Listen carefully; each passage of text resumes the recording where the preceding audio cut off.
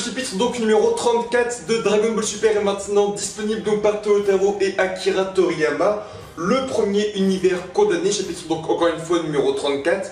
Est-ce qu'on parle ici donc tout comme dans l'animé de l'univers donc numéro 9 qui va être annihilé par Vegeta et Son Goku via le Final Kamehameha plus ou moins, ou est-ce qu'on va partir sur autre chose comme dès le début, je ne sais pas, ça peut être l'univers numéro 4 qui peut sauter, le 9, le 12, le 72 ou le 84. Donc on va faire ça ensemble en live reaction pour voir un peu ce qui est prévu, puisque le chapitre numéro 33 était complètement fou et on voyait complètement que le tournoi de pouvoir était un arc parfait pour un manga papier et qui serait donc bien meilleur que l'animé. Toyotaro, je dirais plein de choses, la sortie des personnages, le dynamisme, la vitesse, le temps, tout était vraiment impressionnant via Toyotaro et Akira Toriyama. Est-ce que ce chapitre numéro 34 en est de même? J'ai vu aucun spoiler et on va suivre tout ça ensemble. Donc on commence déjà le chapitre avec le bloc donc des terriens entre guillemets, Piccolo, Muten-Roshi, Tenjin Han, Krillin et Son Gohan. Donc c'est le bloc avec lequel on a aussi terminé le chapitre numéro 33. Et pour rappel, Freezer demandait à Frost d'éliminer les trois terriens, donc Muten-Roshi, Tenjin Han et Krillin, parce qu'ils étaient complètement faibles. Est-ce que c'est le cas? Est-ce que c'est la vérité? Est-ce que Frost ici ne va pas un peu, on va dire, sous-estimer nos terriens et va se faire enfermer dans le Mafuba ou se faire couper par un Kenzan? C'est largement possible. En tout cas, j'espère franchement voir un Tenjin Han, un Muten-Roshi et un Krillin faire un super trio et mettre vraiment en difficulté Frost. Je l'espère vraiment en tout cas, puisque là, on part dès le début sur quelque chose qui attaque en tout cas Gohan et Piccolo. Et il semblerait que ce soit, on dirait, soit le sceptre de Pepperoni, ce qui est possible mais en version géant, ou bien on dirait que c'est le pilier du tournoi de pouvoir qui viendrait descendre d'un coup ou les attaquer, mais j'y crois moins. Alors, j'imagine que nous, on va continuer de travailler en équipe. Ok, donc ils sont attaqués par quelque chose.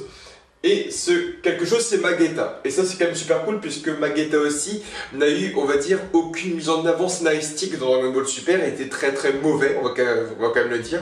Il a eu une petite fusion, entre guillemets, avec Botamo. En gros, ils ont fusionné la résistance physique de Botamo avec les cailloux sur les oreilles de Magetta pour éviter tout ce qui est insulte.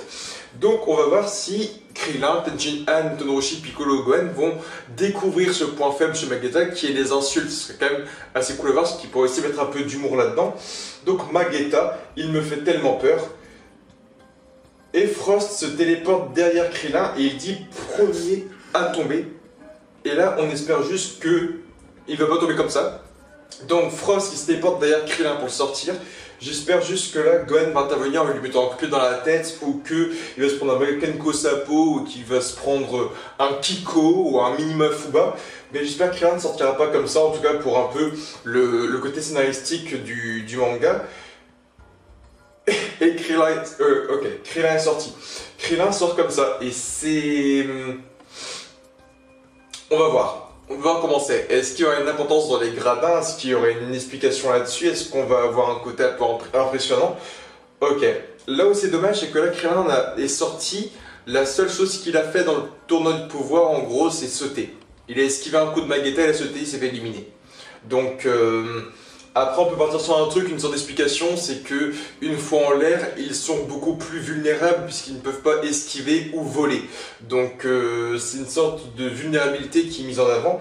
Mais en tout cas, voilà, Krillin est éliminé directement par Frost. Hein, sérieux, il se téléportait. Comment oses-tu, Krillin? Tu n'as rien fait, désolé. Et c'est Krillin, pas Krillin. Donc voilà, c'était un petit jeu de mots qui avait aussi eu. Je crois qu'il y avait aussi eu dans ce jeu de mots dans l'animé avec Krillin qui veut dire, je crois, une sorte de marron ou de châtaigne. Haha, t'as déjà perdu un combattant, n'est-ce pas? On dirait qu'on a bien fait de rappeler Frost. Et là, c'est le Dr Rota qui apparaît avec Champa. Donc le Dr Rota, c'est ce fameux personnage qui était complètement inutile aussi dans l'animé, qui servait un peu à rien, vraiment rien, il bloquait les gens et tout, mais il se faisait rapidement éliminer. Et on n'a aucune information aussi sur le Dr Rota. Est-ce que c'est un terrien? Est-ce qu'il appartient à une race qu'on ne connaît pas? On ne sait alors pas du tout. Mais voilà, en tout cas, Dr Rota et que les lignes sont pour l'instant éliminées. On en sait un peu plus dans la suite donc de la page, puisque tu as Champa qui dit ta magie n'était pas censée t'en empêcher. Donc on voit en fait que le Dr Rota n'est pas, comme je pensais moi dans l'animé, un docteur qui aurait été là pour les soigner, comme a pu par exemple faire Majin Buu pour l'univers 7. Mais le Dr Rota n'est pas un simple médecin, c'est une sorte de magicien en final, puisqu'il dit désolé, je n'ai pas pu lancer le moindre sort. Donc, Beerus le regarde en faisant ça un peu en mode tiens, il est étonné. Dans le sens, est-ce que ce sont ces sorts qui sont annulés par le tournoi du pouvoir et par les règles, ou est-ce que c'est autre chose qui l'en a empêché? En tout cas, il dit je n'ai pas pu lancer le moindre sort, donc on apprend que le Dr Rota est un magicien. Le bas de la page aussi super intéressant, c'est au final Kaioshin, donc Shin de l'univers 7, qui dit de nombreux combattants des autres univers se sont aussi laissés éliminer. Et en gros, on voit une sorte de petite tribune très sympa avec tous les petits groupes et chacun se téléporter très très vite. En gros, il n'y a pas que l'univers 6 et le 7, c'est qu'au loin, on voit plein de mecs qui sont téléportés aussi parce que ça sort dans tous les sens. C'est vraiment la sorte de guerre qui est encore une fois remise à niveau. Où on voit que dans l'univers 4, il y a par exemple, je crois, d'après ce que je peux apercevoir, Mona qui vient d'apparaître dans les tribunes. Mona, c'est la femme qui affrontait Kiabe et qui montrait aussi le premier Kiabe SSG2. Donc, si c'est bel et bien Mona qui apparaît ici avec Kitela, ça veut aussi dire qu'au final, on n'aura pas donc de SSJ2 qui apparaîtrait avec un Kiabe versus Mona et que c'était aussi un combat made in Toei Animation. Il y a vraiment tout ce que je veux pour l'instant. Donc là, on a Tenjin Han et Muten Roshi ensemble face à Frost avec un Gohan qui veut essayer de les aider et qui est stoppé par Lavanda, Basile et Bergamo. Donc bien sûr 3 personnages faits d'épices, donc Lavanda, la lavande, Basile, le basilic, et on a Bergamo, la bergamote. Donc ces 3 personnages donc, de l'univers 9 qui apparaissent face à Gohan. Est-ce qu'on va avoir Gohan qui va éliminer l'univers 9? Est-ce qu'on va avoir ce trio d'Anjus qui va être face à Gohan? On va franchement avoir donc maintenant Gohan en avant. Et donc c'est franchement cool, là en une planche on a des combats qui se dessinent avec Tenjin Han, Muten Roshi face à Frost et Gohan contre le trio d'Anjus. Et c'est quand même super sympa aussi et j'espère que Gohan va aussi briller. A savoir donc aussi que par rapport à l'animé, le trio d'Anjus n'est pas encore apparu. Dans l'animé, il y a le match d'exhibition qui est fait, où on voit par exemple Basile contre Majin Buu, Lavanda contre Gohan et Bergamo contre Goku. Mais dans le manga papier, le trio d'Angers n'est pas encore apparu, c'est la première fois ici qu'on les voit en avant.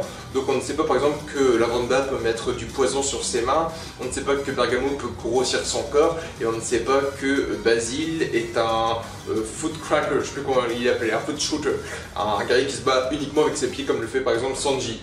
Donc on commence quand même le combat et c'est parti avec un Gohan qui se bat contre les 3 en parant tous leurs coups.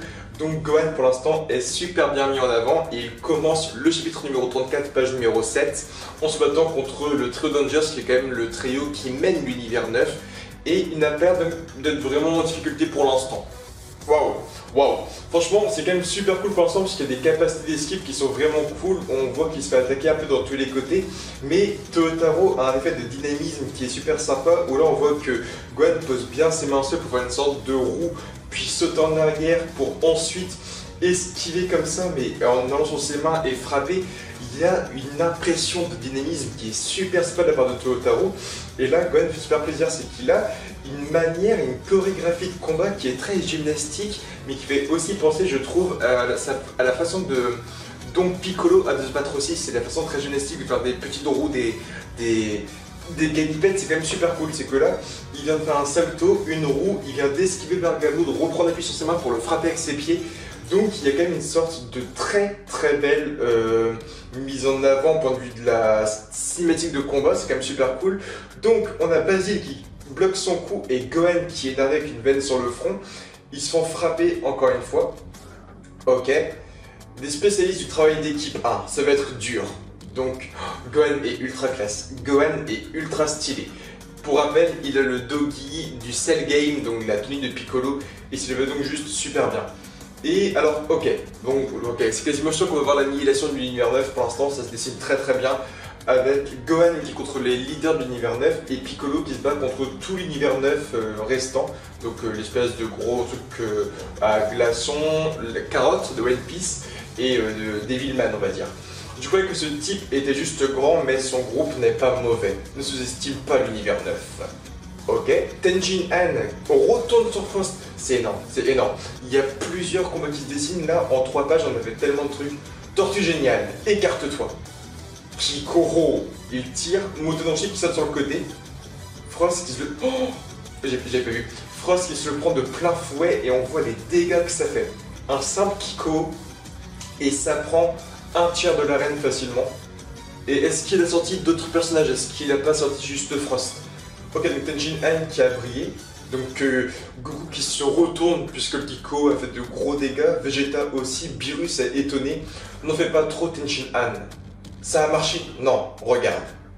Ah, je vois. C'était ça, ta pleine puissance. Il avait raison, vous êtes vraiment faible. Il est temps que tu perdes maintenant. Ok, donc là c'est cool. C'est super intéressant, c'est le côté en fait de montrer que il y a tellement un écart de puissance entre Tenjin Han et Frost. Il a beau faire sa meilleure technique, bah ça va juste lever des poussières pour Frost.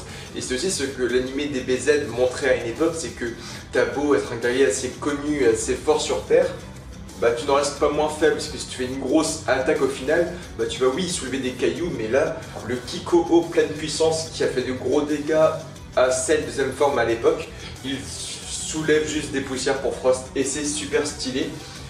Donc Frost qui fonce, qui met un crochet dans le bide de Tenjin Han. Tenjin Han qui va sûrement sortir à voir s'il est sauvé, et Tenjin Han qui est téléporté. Ok, donc Tenjin Han qui est téléporté, donc pour l'instant, si je me trompe pas, on garde le même ordre de sortie que dans l'animé, donc que les lignes puis Tenjin Han. Tenjin Han, sa sortie est vraiment cool, dans le sens où il a participé, il a fait un Kiko, et tout le monde s'est retourné, tout le monde s'est intéressé, même Virus, il a fait waouh, ok, il est quand même assez puissant. La sortie de Tenjin Han par rapport à l'animé, elle est bien meilleure que la sortie de Krillin, parce que Krillin, sa sortie, elle est bidon, mais carrément. Donc Frost qui dit 2 de moins, tu es le suivant, vieil homme. Donc Muten Roshi face à Frost maintenant, et on continue maintenant le scan avec l'alliance donc de Frost et de Freezer. Comment vont parler les deux? On voit franchement ce regard fourbe de Freezer, on sait qu'il va la mettre à l'envers à un moment, mais on ne sait pas aussi quand. Et on espère que ce sera très joliment fait de la part de Yotaro. Donc on continue tout ça maintenant. Ah, Frieza, ne me dis pas qu'il. Il lui donne des infos sur nos combattants. Quoi mais c'est cet enfoiré de Frieza nous a trahis. Donc oui, ce qui est assez, assez fou là-dessus. Et on continue le chapitre avec, parce que je vois directement, Goku qui est toujours face au Pride Troopers. Donc ça montre aussi qu'on continue cet enchaînement. Goku, occupe-toi de Frost, c'est notre plus grande menace en ce moment. Hein? Qu'est-ce que tu fais là-haut, Krillin? Donc Goku n'a même pas remarqué que Krillin était sorti. Tenjin Han aussi, vous avez déjà perdu? Ouais, désolé. Tortue Géniale est sa prochaine cible. Hein? Donc ils retournent et ils voient Frost contre Muten Roshi. Bien. Tu veux bien me faire un joli plongeon? Si tu crois que je ne suis qu'un vieil homme sans défense, tu te trompes lourdement. Ton bluff marchera peut-être avec d'autres, mais moi, je ne vais pas perdre plus de temps avec toi. Maintenant, tombe. Et Goku qui s'interpose. Est-ce qu'on va voir maintenant, parce que Goku s'est téléporté, est-ce qu'on va complètement quitter le combat de Son Goku contre les Pride Troopers pour avoir un combat retour Goku contre Frost? Et est-ce qu'on va aussi avoir l'aiguille de Frost qui va revenir dans le manga comme elle avait été complètement oubliée dans l'anime? Ce serait aussi complètement cool à voir. Ok, super cool. Tu es Son Goku. On va l'affronter ensemble, maître. Donc on va voir sûrement Son Goku et Muten Roshi face à Frost. C'est super cool. Le maître et l'élève ensemble, c'est un combat qui est jamais vu pour l'instant. On a, je crois, dans Dragon Ball Z, Dragon Ball Z Kai, Dragon Ball GT, Dragon Ball Heroes, Super Dragon Ball Heroes et toutes les autres licences B à côté, on n'a jamais vu Muten Roshi avec son élève face à un ennemi commun. Donc c'est cool d'avoir une sorte de Kamehameha ensemble, c'est juste carrément cool à voir. Bordel, je ne suis pas aussi faible. Concentre-toi sur ton adversaire, hein. Tu voulais affronter ce Jiren, pas vrai? Ouais, dans ce cas, arrête de rêvasser. Ok, Muten Roshi, c'est cool. On montre qu'il a du caractère, il engueule son élève, le coup il reste un peu sans voix. Frieza, il est un peu trop fort pour toi. Je m'occuperai des Saiyans le moment venu. Retire-toi pour le moment. Ok, donc là c'est même pas une alliance, c'est vraiment Freezer qui gère Frost à 100%. Oh, ils se sont enfuis. Donc ils s'enfuient tous les deux. Pourquoi on n'éliminerait pas des combattants d'autres univers pour le moment? Bonne idée. En fait, c'est ta forme finale, oui et toi. Non, j'en ai une de plus en stock. Donc là, via le manga papier, c'est la première fois qu'on apprend ici que Freezer a une nouvelle transformation. Puisqu'on n'a pas eu en fait l'arc Fukatsu no F dans le manga papier, et puis dans les flashbacks qu'on a eu récemment dans le chapitre, je crois, numéro 32 ou 33, on n'a pas vu le Golden Freezer en fait, non plus. Donc là, on apprend pour la première fois que Freezer a une nouvelle forme, et il dit « Que dis-tu de ça ? Tu te bats à pleine puissance pendant tout le reste de la première moitié du temps imparti, et moi je prendrai le relais dès que tu te fatigueras pour en éliminer d'autres. Tu m'as l'air d'un très bon... Ça a l'air d'une très bonne stratégie, je ne sais pas dire. Ok, donc là, il va complètement vouloir en gros fatiguer Frost pour le sortir très facilement. Ça, c'est clairement dit. Donc à côté, Piccolo versus Roselle avec ici une... Putain, c'est cool parce que même Roselle qui était inutile. Roselle, c'est un perso qui s'était pris un petit Kikoa par Freezer. Après, il s'était approché de lui, Roselle, et il avait eu tellement peur qu'il était parti en courant en dehors du ring. Il s'était fait téléporter et il était arrivé à côté de Sidra en faisant... Putain, j'ai eu peur. Et c'est pas, il fait, mais qu'est-ce que tu viens de foutre, putain, pourquoi t'as pas volé, quoi? Et j'ai fait, ah oui, merde, c'est vrai. Donc, Roselle était complètement inutile, elle est en train d'étrangler Piccolo et l'amène vers la sortie. Et chaque petit personnage de merde dans l'anime devient super important. Bien joué, Roselle, jette-le hors du ring. Piccolo, donc Gohan qui s'énerve et qui éjecte pour l'instant le trio Dangers. Il fonce, les amis, sur Roselle. Ok, ils sortent Roselle ensemble. Tu tombes, Gohan. Ok, attends. Ok, c'est cool. C'est cool. Putain, il y a plein de trucs qui sont mis en avant. C'est quand même super cool. C'est que là, Gohan, il a frappé l'ennemi un peu trop fort. Donc il est lui aussi projeté dans sa chute. Et il va donc faire un Kamehameha pour repartir en arrière. C'est quand même super cool. Donc il fait un Kamehameha pour venir sur le ring. Ils se font attaquer. Je sais plus du tout comment elle s'appelle. Hope. Hope, l'espèce de chat, et utilise ses ongles aussi pour rattraper les ennemis. Et ça, c'est super cool. On sait qu'elle avait des longs ongles en tant que fauve, mais on ne sait pas qu'elle pouvait projeter ses ongles super loin pour rattraper ses amis. Et Roselle n'est pas encore sortie. L'univers 9, des combattants sont vraiment forts, oui. Putain, c'est quand même super cool. Et tout l'univers 9 est rassemblé. Est-ce qu'ils vont pas faire genre un Makenko Sapo Kamehameha pour les sortir ensemble? C'est cool, l'univers 9 tient vraiment la tête. Enfin, il tient vraiment la marée, c'est quand même cool. Vous pourriez vraiment pouvoir affronter tout l'univers 9 juste à vous deux. Pas le choix, je vais y aller à fond. Attends, Gohan. Garde-le. Garde-le pour plus tard. De quoi? De quoi? Attends. Il n'y a pas le choix, je vais me donner à fond. 3 petits points. Gohan qui commence à s'énerver, on voit qu'il a la veine, ses yeux commencent à être vraiment énervés. Et Piccolo dit, attends, Gohan, garde-le pour plus tard. Mais de quoi il parle? Garde-la pour plus tard, la transformation, la forme. Là, c'est garde-le pour plus tard. Est-ce que c'est un truc spécial? On ne sait pas. Écartez-vous. Ok, Frost qui leur fonce dessus. Frost, allez, crevez. Oh la vache. Il fait un Kikoa tellement puissant que la moitié de l'arène explose. Oregano. C'est quoi ce bordel? Il débarque de nulle part comme ça. Donc Frost qui a sorti Oregano, je pense, ou quelques autres... Ouais, il n'y a que Oregano qui est sorti pour l'instant. Sinon c'est Bergamo qui les a tous protégés. Frost qui se fait attaquer par l'espèce de gros homme glaçon. Ok, Frost qui est en difficulté. Frost qui porte le deuxième guerrier et qui va le balancer et qui se prend Razel. Donc là, là Frost a sorti 3 mecs de l'univers 9. Hizop, Roselle. Donc l'espèce de gros dragon de métal qui était lui sorti par Goku, qui se fait aussi sortir par Frost, et Frost enchaîne sur les autres guerriers. Il est beaucoup trop fort. Frost a l'air de se donner à fond dès le début. Il ne tiendra jamais comme ça jusqu'au bout. Donc on voit que là pour l'instant, Goku, Vegeta, Todoroki sont eux vraiment sur l'espèce de réserve d'énergie, du ki mais aussi de la stamina. Alors que Frost, lui, il est dit maintenant qu'il se donne à 100%, puisque Freezer lui a dit donne-toi 100%, donne-toi à fond, on verra après. Donc Freezer veut juste que Frost se vide de son énergie pour l'affaiblir aussi. Et on voit que Vegeta lui se bat contre le guerrier qui avait une famille dans l'univers 10, celui qui avait le petit médaillon de sa famille. Bah, Vegeta se bat contre ce fameux mec aussi. C'est cool, franchement c'est parfait pour l'instant. Donc il en sort 2 de plus. Il se bat contre une espèce d'homme poisson. Ne t'enflamme pas, enfoiré de l'univers 6. Ok, il prend appui. Et il explose à moitié, il se fait une sorte de mini sacrifice aussi. Et il tombe. Et on n'a plus que le trio Dangers normalement. Ce type est dingue, on devrait se retirer pour l'instant. Bien pensé. Bien joué Frost. Merci, mais ces 3 insectes se sont enfuis. Mais non, tu as bien fait assez. Alors tu prends le relais, Freezer? Oui, je m'occupe du reste. Ça va arriver. Ah, c'est vrai. Dans le feu de l'action, j'ai oublié de te donner un bon conseil. Lequel? Freezer qui d'un coup qui étrangle Frost. Oh merde. Ne jamais faire confiance à personne. Oh, énorme. Le dessin est sublime. On voit les sueurs froides qu'il a Frost et qu'il est en train de trembler. Frost est vraiment terrifié par son homologue, son frère jumeau. Freezer le frappe et Frost sort. Frost tue. Donc Frost c'est le deuxième par contre à sortir, dans le sens où je crois que dans l'anime c'était le premier à sortir de l'univers 6. Que s'est-il passé? On dirait que tout ceci faisait partie du plan de Freezer. Grâce à toi, il y a beaucoup moins de dangereux combattants ici.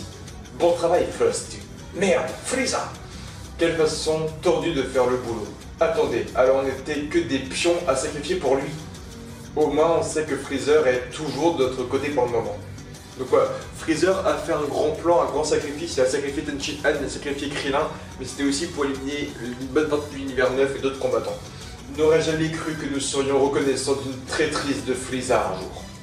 Ok, et on continue et on va sûrement avoir donc Piccolo et Gohan qui eux vont sortir le trio Dangers. Ces trois-là sont dangereux quand ils sont ensemble, séparons-nous. Je me charge du verre, vous deux occupez-vous de l'autre, compris. Parfait, donc Bergamo, qui est un peu le leader du trio, s'attaque à Piccolo, pendant que Gohan s'occupe donc de Lavanda et Basilu. Parfait, je peux y arriver ici tout seul là. On n'a pas besoin de notre grand frère pour nous charger d'un type comme toi. On suffit largement à nous deux. Donc Gohan qui se bat contre les deux, il est quand même acculé, et là il est au bord du vide, il est temps de t'achever. Donc Gohan qui est encore au bout du vide, et Freezer qui a sorti Basil et Lavanda avec deux Kikoa très très simples, deux Death Beam. Ah merde, il faut vraiment être idiot pour bondir en étant au bord du ring. Vous êtes donc piégé tout seul. C'est vraiment stratégique. Pour l'instant, c'est fou, comme là même Freezer a dit, ne jamais sauter au bord du vide, jamais faire confiance, jamais faire ça et tout. Freezer est super stratégique aussi, et donc Freezer a sauvé la vie de Gohan. Mais merci, garde ta gratitude. Ça ne servira à rien si nous ne survivons pas au final, et c'est là que je m'occuperai de vous, les Saiyans. Donc Freezer explique qu'il y a un temps pour le tournoi, mais aussi un temps pour annihiler les Saiyajin aussi. Ok, wow, qui nous reste-t-il? Bah juste Bergamo. Quoi? Ok, Bergamo qui est au bord du vide. Désolé, mais c'est la fin pour toi. Si tu sautes, ce sera moins douloureux. Merde. Hé Bergamo, notre dernier espoir, alors accroche-toi. Si tu perds, tout est fini pour nous.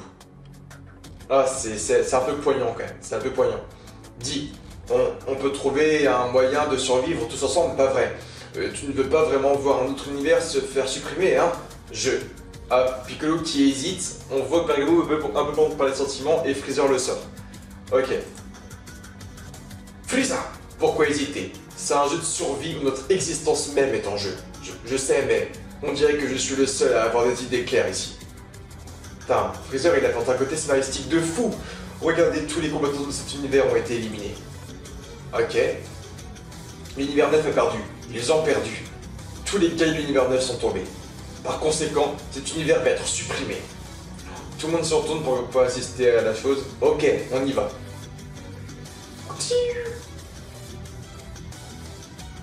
Ils sont tous téléportés. Et là, on a Morito qui soupire, mais il n'a pas son petit sourire en coin comme il avait dans l'anime aussi. Donc c'est pas une grande ligne directive, on va dire, de l'anime. Tous ceux de l'univers 9 ont disparu. Ils se sont évaporés, l'univers 9. En effet, l'univers 9 a été supprimé et naturellement cela comprend ses planètes, organismes et dieux. Les dieux aussi? Oui, bien entendu. Participants, sachez que le temps écoulé s'écoule toujours. Veuillez reprendre le combat. Univers 7, vous feriez mieux de ne pas perdre bande de crétins. Si vous échouez, je vous tuerai tous. Ah, stylé. Bah, on est déjà condamné si on perd. La logique de Goku. Non, ça c'est une phrase que Whis disait aussi à la fin du chapitre, enfin à la fin de l'épisode où Whis disait « Mais au pire tu ne pourras pas les tuer parce que si on perd, bah, on sera déjà mort. » Donc en gros, Goku prend les phrases de Whis, qui est quand même super intéressant. Et le chapitre se finit comme ça, et c'est super cool, c'est que là j'avais une crainte, c'est qu'on n'ait vraiment que des combats sur des scans entiers, mais là on a eu du Muten Roshi face à Frost avec Tenchin Han et Krillin qui sont sortis, Gohan face à Bergamo, Lavanda et Basil, Piccolo qui a pris la relève sur Bergamo, on a eu Frost contre ces personnages pour les sortir là, Frost contre l'univers 9, la trahison de Freezer, sorti de Frost, ensuite on a eu Mona qui est sorti, qui va être aussi un changement important pour combat avec Calais. C'est super intéressant, pour l'instant c'est franchement super cool, c'est impressionnant. Gohan il est vraiment bien mis en avant, on voit que Gohan a un plan aussi. Gohan néanmoins il a voulu faire un truc, il a voulu se donner à fond, et Piccolo qui dit non non garde-la pour plus tard, donc on ne sait pas ce que c'est. C'est une transformation, il a dit garde-le pour plus tard. Si c'est pas une transformation, un truc comme ça, en tout cas on verra. Mais Gohan, et c'est encore une fois dit, il a un truc en réserve, il a un truc de côté, et il est super doué pour l'instant. Il n'est pas passé en Super Saiyan, il n'est pas en Super Saiyan 2, il n'est pas en Super Saiyan 3, il a rien de tout ça, il n'est pas en ultime ni rien. Mais j'ai hâte de voir ce que donnera Gohan. En tout cas, rendez-vous maintenant pour le chapitre donc numéro 35 de DBS dans un mois maintenant. Et en tout cas, c'est super cool, c'est bien dynamique et tout. Après, ma seule déception, je vais pas le mentir, c'est la sortie de Kulilin. J'aurais bien aimé le voir faire un Kenzan, j'aurais bien aimé qu'il découpe une partie du ring pour faire tomber, je sais pas, la moitié des gens, ça aurait été abusé, mais ça aurait été stylé, qu'il fasse tomber 3-4 personnes avec un Kenzan en coupant le sol. J'aurais aimé qu'il fasse un truc plus cool, un Taioken qui fasse ses Kenzan multiples ou un truc comme ça, qui montre ses capacités de terrien. Tenshinhan c'est cool, il s'est montré impuissant mais intéressant. Mais en tout cas voilà, c'est super cool. Like, comment abonne-toi à Facebook, Twitter, Instagram et Snapchat, je dis super pour la suite. Diana, bye tout le monde et rendez-vous dans un mois pour Dragon Ball Super, chapitre numéro 35. Diana.